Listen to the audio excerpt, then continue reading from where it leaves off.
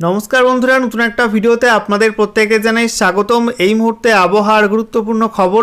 গাঙ্গেয় পশ্চিমবঙ্গ এবং সংলগ্ন বাংলাদেশের ওপরে যে ঘূর্ণাবর্ত বা সাইক্লোনিক সার্কুলেশন অবস্থান করছিল, সেই ঘূর্ণাবর্তের অবস্থান পরিবর্তন হলো। ঘূর্ণাবর্তটি উত্তর বাংলাদেশ এবং সংলগ্ন অঞ্চলে অবস্থান করছিল, সেখান থেকে আরও একটু অবস্থান পরিবর্তন করে এই মুহূর্তে পশ্চিমবঙ্গের উত্তরের জেলাগুলোর উপর অবস্থান করছে। অন্যদিকে গতকাল গাঙ্গেয় পশ্চিমবঙ্গের ওপর দিয়ে যে নিম্নচাপ অক্ষরেখা অবস্থান করছিল, সেটার কিন্তু অবস্থান পরিবর্তন হয়েছে।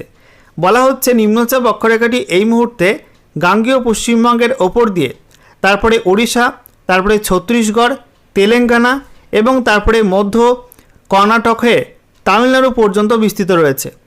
এই নিম্নচাপ অক্ষরেখা এবং সেই সঙ্গে উত্তরবঙ্গের ওপর থাকা সাইক্লোনিক সার্কুলেশন বা ঘূর্ণাবর্তের কারণে বঙ্গোপসাগর থেকে প্রচুর পরিমাণে জলীয় বাষ্প ঢুকছে পশ্চিমবঙ্গের মধ্যে, পার্শ্ববর্তী ওড়িশা, ঝাড়খণ্ডের মধ্যেও ঢুকছে, একই সঙ্গে উত্তর পূর্ব ভারতের মধ্যে ঢুকছে এবং বাংলাদেশের মধ্যে কিন্তু ঢুকছে জলীয় বাষ্প।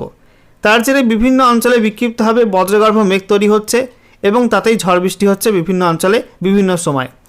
আজও ঝড় বৃষ্টির সম্ভাবনা রয়েছে জানিয়ে দিল আলিপুর আবহাওয়া দপ্তর। উত্তরবঙ্গের 8 জেলাতে এবং দক্ষিণবঙ্গের 4 জেলা, মোট 12 জেলাতে রাজ্য জুড়ে প্রবল ঝড় বৃষ্টির সম্ভাবনা রয়েছে, যেখানে 50 থেকে 60 কিলোমিটার প্রতি ঘন্টা গতিবেগে আজকে রাতে ভয়ঙ্কর ঝড়ের সম্ভাবনা রয়েছে। একই সঙ্গে উত্তরবঙ্গের 3 জেলা এবং দক্ষিণবঙ্গের 2 জেলায় বিক্ষিপ্ত শিলাবৃষ্টির অরেঞ্জ অ্যালার্ট দেওয়া হয়েছে এবং উত্তরবঙ্গের 2 থেকে 3 জেলায় বিক্ষিপ্ত ভারী বৃষ্টিও হতে পারে, এমনটা জানাচ্ছে আলিপুর আবহাওয়া দপ্তর।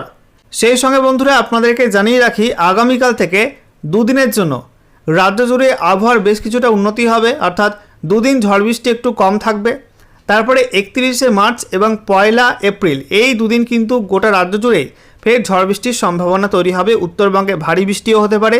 ইতিমধ্যে উত্তরবঙ্গে 31শে মার্চে বেশ কয়েকটা জেলায় ভারী বৃষ্টির অরেঞ্জ অ্যালার্ট দেওয়া হয়েছে। তো বন্ধুরা, আজকের ভিডিওতে আমরা বিস্তারিত আলোচনা করব এই মুহূর্তে আবহাওয়া দপ্তর থেকে যে লেটেস্ট বুলেটিন জারি করা হয়েছে, সেখানে কি বলা হচ্ছে, কোথায় কি অ্যাক্টিভ ওয়েদার সিস্টেম রয়েছে, লেটেস্ট স্যাটেলাইট ইমেজ কি আপডেট দিচ্ছে, কোন কোন অঞ্চলে মেঘ রয়েছে এবং আগামী সময়ে কোন কোন অঞ্চলে এই মেঘ থেকে ঝড় বৃষ্টির সম্ভাবনা রয়েছে।